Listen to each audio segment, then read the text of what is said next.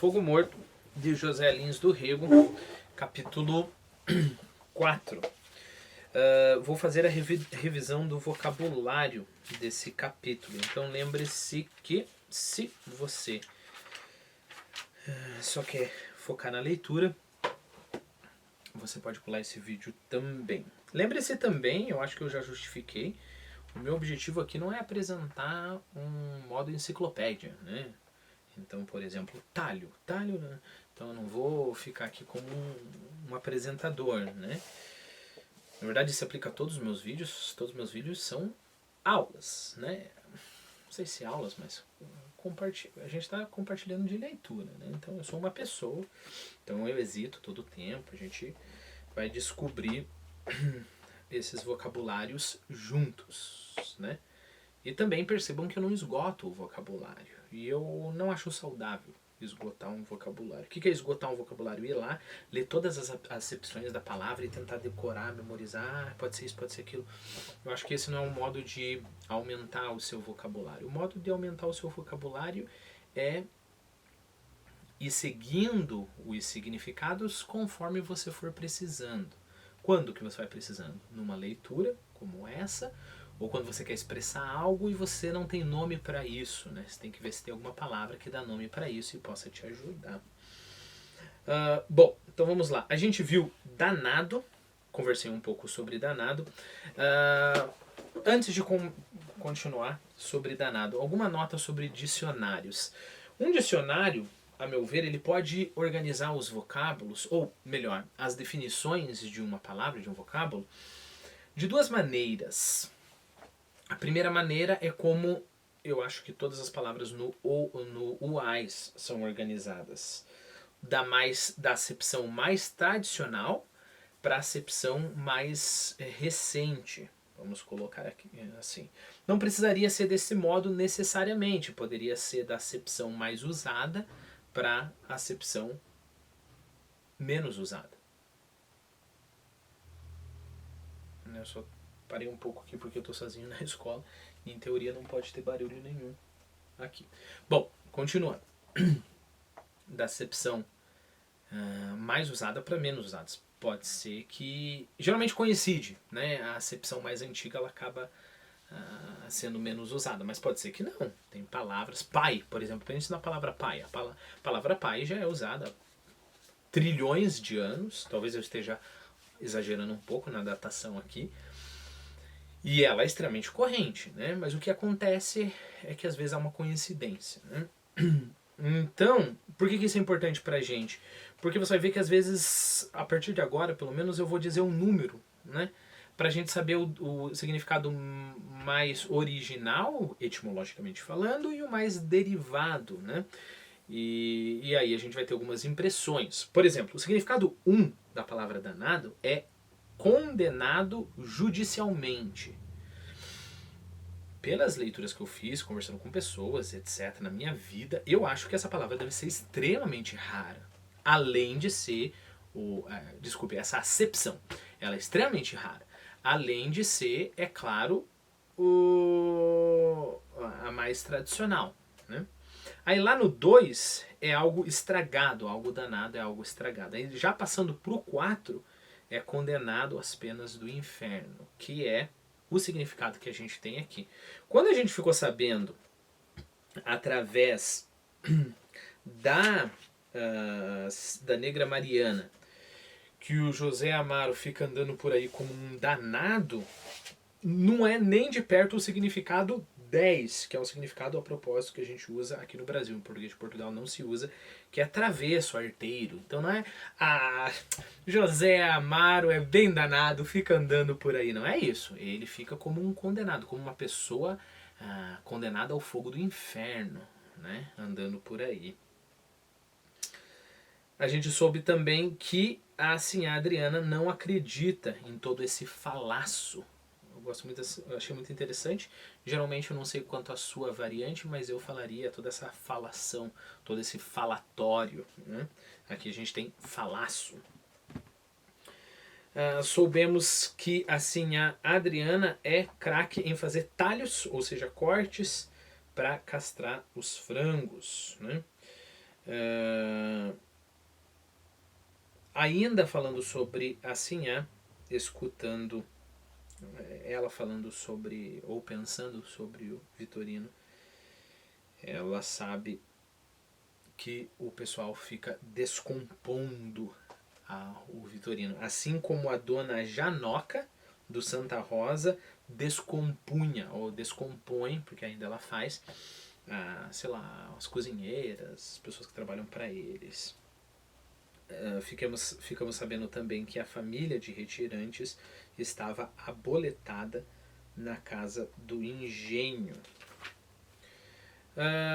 Depois disso a gente ficou sabendo sobre os retirantes.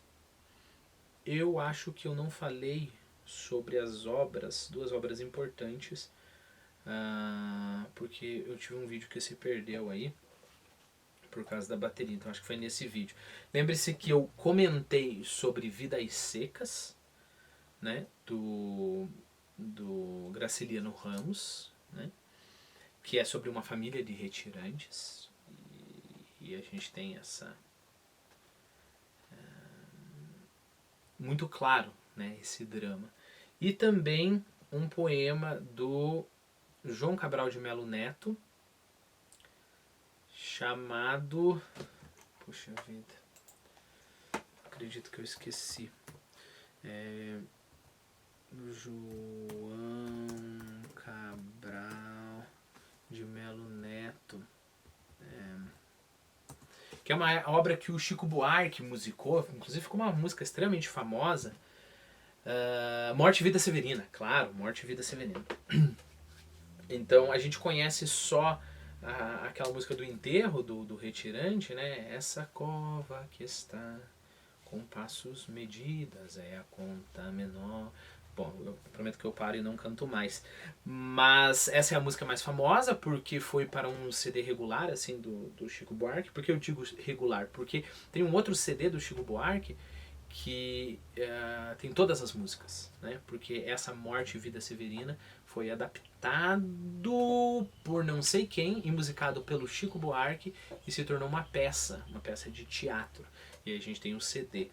Então eu aconselho muito fortemente que você leia o poema do João Cabral de Melo Neto. Você vai assim, numa sentada você consegue ler. Uma sentada grande, vai, sei lá, talvez uma hora e meia, 2 horas. Mas vale muito a pena. Não que o CD do Chico Buarque não vale a pena. Vale sim. Inclusive o João Cabral de Melo Neto se impressionou, assim, ficou muito satisfeito com a adaptação do Chico Buarque do poema dele. Há também aí na internet um curta,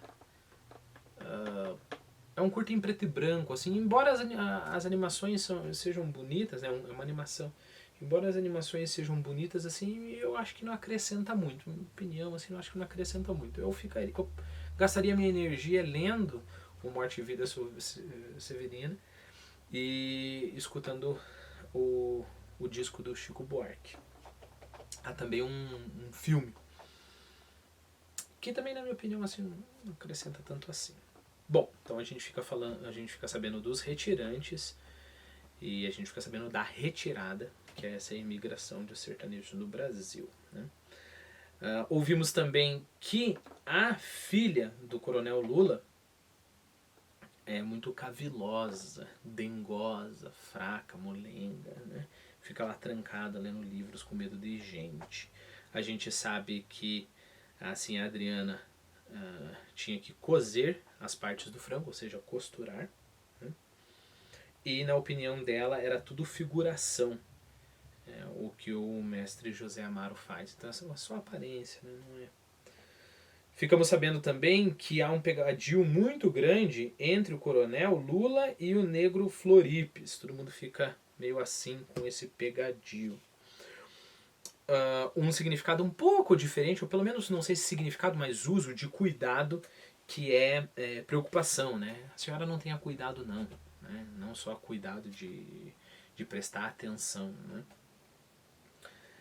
Se você tenta dar cobro a isso, você tenta resolver uma questão. Assim como a senhora Adriana vai tentar dar cobro nessa questão do Vitorino ficar espalhando política e ficar atormentando o Coronel Lula. Ouvimos falar do resguardo. Durante a leitura eu lembro que eu falei do resguardo de 40 dias de uma mulher depois que tem bebê. E ouvimos também que a Margarida, que é aquela mulher que gosta de pescar, ela não entende como ou por que o José Amaro fica lá caminhando às margens do rio feito um leso, ou seja, feito um amalucado, feito um desequilibrado, feito um aloprado. Né? Se você quiser ir para a marinha, tornar-se um marinheiro, você tem que ir para a escola de grumetes. Né? Ficamos sabendo também que o pobre do Luiz tem um pai mangado, ou seja, todo mundo manga do pai dele.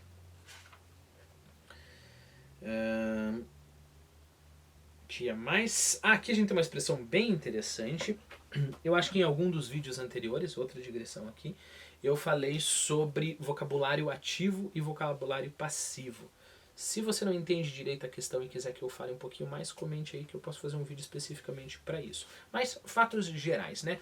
O nosso vocabulário passivo sempre é muito maior que o nosso vocabulário ativo. Nós sabemos muito mais palavras, reconhecemos muito mais palavras do que conseguimos usá-las. Né? Isso é normal, isso não tem problema nenhum.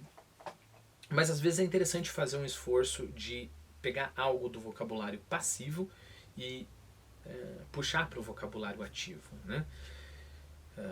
Então tem expressões que a gente conhece na hora. Por exemplo, se festejar. Se festejar, quando a gente leu, a gente reconheceu na hora. As duas comadres, quando se encontraram, se festejaram. Né?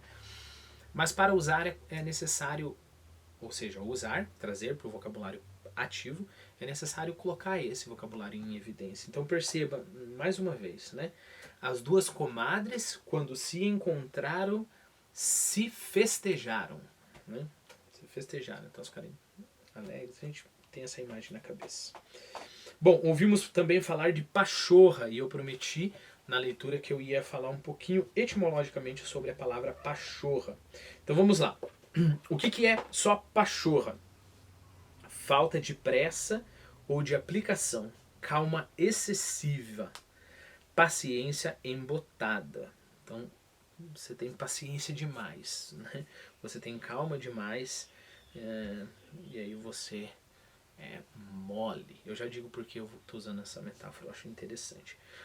Vamos separar ter a pachorra de fazer algo, que é um desenvolvimento desse significado que se deslocou um pouco, correto? Ter a pachorra não é que você fica molenga, ter a pachorra é ter a cara de pau, ter a ousadia de fazer isso ou aquilo, que é o significado que a gente viu aqui. Né? Segundo José Amaro, o Coronel Lula não teve a pachorra de vir aqui e pelo menos falar sobre o meu trabalho. Se a gente se guiasse pelo significado tradicional, ele não teve a pachorra, então ele não teve preguiça, então ele foi, percebeu? Então a gente tem, por isso que a gente tem que considerar ter a pachorra como uma expressão. Digressão dentro da digressão. Quando que a gente considera uma expressão uma expressão? Quando os significados das palavras, né, significados do dicionário das palavras, não seriam suficiente para nos dizer o que as palavras juntas significam. Deixa eu dar um exemplo. Com um pé atrás. Com um pé atrás você está meio assim, está suspeitando de algo. Né? Se eu pegar essa expressão com um pé atrás, eu posso imaginar, eu posso entender exatamente o que é com, exatamente o que é pé e exatamente o que é atrás, que eu não vou entender a expressão. Então é aí que a gente considera uma expressão. Eu preciso de uma nova definição para entender essas palavras juntas. Né? Bom, então eu falei isso para eliminar ter a pachorra de fazer algo. Né? Ter a pachorra de fazer algo é outra coisa. De onde que vem pachorra? Pachorra vem de pachon, né? E pacha é etimologicamente barriga, é um barrigão, né? Então, tanto é que a gente tem pancha, panza e em português pança, né? Uma pança, tem uma pança bem grande, né? E, então, pachorra, que vem de pachon, é o diminutivo de pança. Não só o diminutivo, mas o pejorativo, né? Pense assim, é uma zinha aí. Ele conheceu uma zinha aí, não é diminutivo, não é que a mulher é pequenininha. E não é nem carinhoso, tipo assim, um livrinho. É um sufixo, essa mazinha, né? Aí é um sufixo que dá uma conotação de pejorativo. É o que aconteceu com pachon, né? Então, se você tem a pachorra, você tem o barrigão e fica lá, não quer fazer nada, né? É daí que vem o significado. Bom, vimos agoiro, e eu conversei com vocês, eu acho, sobre a evolução, né? Uma tendência no português de passar de oi para ou para o. Né? Lembrei agora, não conversei, foi o vídeo que se perdeu. Então, deixa eu dar o exemplo, a gente tem oiro, que hoje em dia a gente fala ouro, e num contexto informal, não escrevemos assim, mas falamos ouro. Né? Agoiro, agouro, que é o mais comum, o padrão, digamos assim, e agoro. Né? Moiro, que é um cara que acredita em Alá e quer conquistar a Península Ibérica. Mouro e moro. Né? Então essa tendência no português de passar de oi para ou para o. O que é agouro? Definição 1. Predição feita por álgures. O que era um álgure? Álgure era um vidente, digamos assim, romano, que através do canto e do voo das aves fazia augúrio. Então, na verdade, as duas palavras vêm do mesmo lugar, né? Augúrio e agouro, que é previsões, né, para o futuro. Então perceba a conexão entre essas três palavras, né? Álgures, que é o vidente em si, augúrio e augoro. 2 é um prognóstico, é um vaticínio, né? Ou seja, é um tipo de profecia, vamos colocar assim. E daí 3, que é o presságio de acontecimento nefasto. Ficamos sabendo que a banca do jogo do bicho teve que aguentar um repuxo dos diabos porque teve um tal de João José, que ganhou 100 mil réis.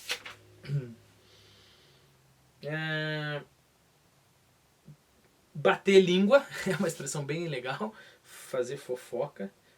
Eu conheço a expressão bater um papo, mas bater língua parece algo mais sério e mais pejorativo. Fica aí batendo língua, fofocando. Talvez a gente tenha alguma outra expressão mais corrente, pelo menos para mim, assim, mas não me lembro agora. Ficamos sabendo também dos caixeiros, isso acontece muito em muitos livros, né? Machado de Assis, no Aloysio Azevedo, a gente ouve falar muito de caixeiro viajante, que é um vendedor. Côvado, que é um outro jeito de falar da una, que é esse osso aqui, né? Que faz conjunto com o rádio. E também é a medida bíblica de comprimento, que é 66 centímetros, mas no nosso caso, côvado é um pau. Né? Jucá, que é uma árvore, e um outro jeito de falar jucá é pau-ferro. Depois ficamos sabendo de mofino. Mofino, significado 1 é infeliz, desafortunado. Significado 6, falto de bravura, covarde, mole. Era mofino, de acordo com o capitão Vitorino, aquele cara que deu com um porrete na cabeça dele. E significado 11, informalmente, pode se referir ao diabo. Né? E esses são os vocabulários desse capítulo.